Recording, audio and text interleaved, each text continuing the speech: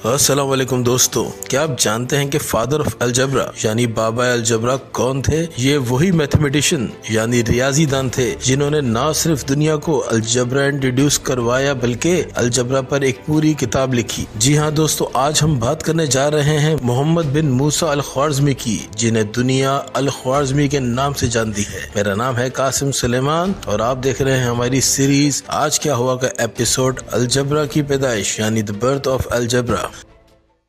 दोस्तों, ये जनवरी का ही महीना था, मगर बात कर रहे हैं 825 ईस्वी की। ये नवी सदी की बात है जब बगदाद की एक यूनिवर्सिटी में एक शख्स एक किताब मुकम्मिल करता है। ये किताब मैथ्स यानी रियाजी में एक तारीख रकम करने जा रही थी। ये दुनिया को बताने जा रही थी कि x+y=xy कैसे होता है। ये कहानी है अल ख्वारिज़मी की, जिन्होंने उस इल्म की बुनियाद रखी जिस पर आज पूरी मैथ बेस करती है, आज के मॉडर्न स्कूल में पढ़ाई जाती है। और सबसे बढ़कर ये कि आज के दौर की न सिर्फ कंप्यूटर प्रोग्रामिंग इस ही लॉजिक पर बेस करती है बल्कि AI यानी आर्टिफिशियल इंटेलिजेंस भी अलजबरा के बगैर अपनी बुनियाद खो देती है। दोस्तों, मोहम्मद बिन मूसा अल ख्वारिज़मी की पैदाइश 780 ईस्वी में ख्वारिज़म में हुई थी। मौजूदा दौर में यह मुकाम उज़्बेकिस्तान में है। अल ख्वारिज़मी बाद अज़ा बगदाद मुंतकिल हो गए, जहाँ उन्होंने उस वक्त की सबसे बेहतरीन यूनिवर्सिटी यानी इल्मी इदारा बैतुल हिकमा, जिसे हाउस ऑफ विजडम भी कहा जाता है, वहाँ अपना अंदराज करवाया। दोस्तों, ये अब्बासी दौर हुकूमत था। ये इस्लामी दुनिया का बेहतरीन इल्मी और मालूमाती दौर था।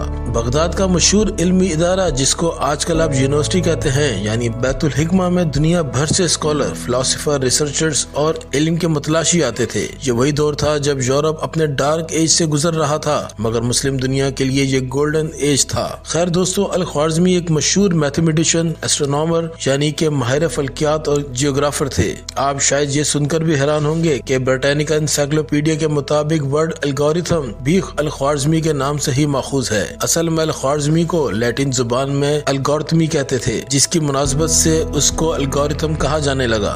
दोस्तों, हमें एग्जैक्ट डेट तो नहीं पता, मगर ब्रिटानिया एनसाइक्लोपीडिया के topic al Khwarizmi biography and facts के मुताबिक जनवरी ही वो महीना था जब उन्होंने अपनी किताब अल मुख्तसर फी हिसाब अल जबर व अल मुकाबला यानी the compendious book of calculation by completion and balancing मुकम्मिल की। दोस्तों, इस किताब में क्वाड्रेटिक यानी मुसावात, लीनियर यानी मरबी, कैडेस्ट्रल यानी जमीन की पैमाइश, इनहेरिटेंस, ट्रेड और टैक्सेशन जैसे टॉपिक को कवर किया गया था। यह पहला मौका था जब अलजबरा को जियोमेट्री से अलग करके एक अलहदा टॉपिक बना के पेश किया गया था। दोस्तों, आज भी हम जो अलजबरा स्कूल में पढ़ रहे हैं या पढ़ा रहे हैं, ये उन्हीं असूलों पर मबनी है जो अल ख्वारिज़मी ने अपनी किताब में बयान किए थे, जैसा कि step by step solving method जिस पर पूरी अलजबरा बेस करती है, और बैलेंस स्केल यानी left hand must be equal to right hand जैसे असूल हैं, जैसा कि हम अलजबरा मैथ्स में करते आ रहे हैं। इसी तरह दोस्तों, अगर इस बात को इस तरह सोचें कि अगर अल ख्वारिज़मी की रिसर्च तारीख में ना होती तो आजकल की मॉडर्न मैथमेटिक्स मुकम्मल ना हो पाती, फिजिक्स, इंजीनियरिंग के फार्मूले ना बन पाते, और सबसे बड़ी बात कंप्यूटर प्रोग्रामिंग वजूद में ना आती। दोस्तों, यहाँ ये बात भी जानना जरूरी है कि अल ख्वारिज़मी की खिदमत सिर्फ अलजबरा की हद तक नहीं थी। ये अल ख्वारिज़मी ही थे जिन्होंने डिजिट्स यानी अददी निजाम को आम करने में अपना किरदार अदा किया। इससे पहले यूरोप में नंबर यानी डिजिट्स की शक्ल में कॉमन नहीं थे, इसलिए बोयरकाल भी अपनी किताब अ हिस्ट्री ऑफ मैथमेटिशियन के सेकंड एडिशन में बताते हैं कि किस तरह अल ख्वारिज़मी ने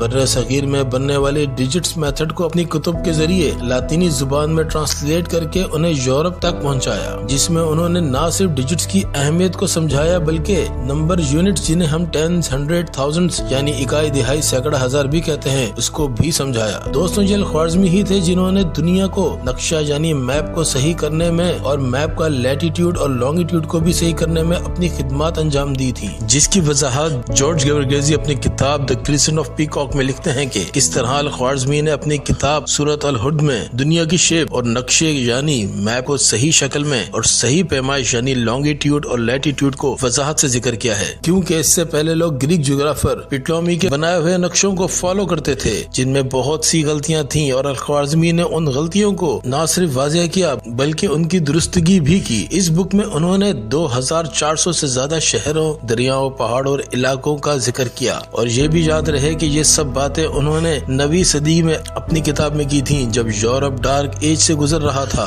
और ये वो खिदमात थी जिसकी वजह से दुनिया की न सिर्फ तिजारत आसान हुई बल्कि बहुत से जोग्राफर को दुनिया के इलाकों को मजीद समझने में आसानी हुई। दोस्तों, अल ख्वारिज़मी ने एस्ट्रोनॉमी यानी फल्कियात में भी अपनी जबरदस्त खिदमत अंजाम दी थी। इनकी किताब जिज अल सिंध हिंद में उन्होंने तफसील से सूरज, चांद और दूसरे सैयारों की मूवमेंट का जिक्र किया है। ब्रिटानिका एनसाइक्लोपीडिया के मुताबिक अल ख्वारिज़मी अपनी किताब में तफसील से वक्त, दिन, महीने और साल को कैलकुलेट करने का तरीका बताते हैं। इसी तरीके से उन्होंने नमाज का टाइम मालूम करने का भी तरीका बताया। इसके अलावा सूरज, चांद और दूसरे प्लैनेट जैसे mercury, Venus, Mars, Jupiter, Saturn जैसे सैयारों की मूवमेंट तक के बारे में तफसील से बताया। इसके अलावा उन्होंने मदार की हरकत यानी ऑर्बिटल मोशन और सियारों की हरकत मालूम करने का भी तरीका बताया। दोस्तों, आप यकीनन ये सुनकर भी हैरान होंगे कि एल्गोरिथम मेथड जिस पर मॉडर्न कंप्यूटर्स तक चलते हैं और सारी प्रोग्रामिंग भी इस पर बेस कर रही होती है, जो कंप्यूटर्स को स्टेप बाय स्टेप बताता है कि उन्होंने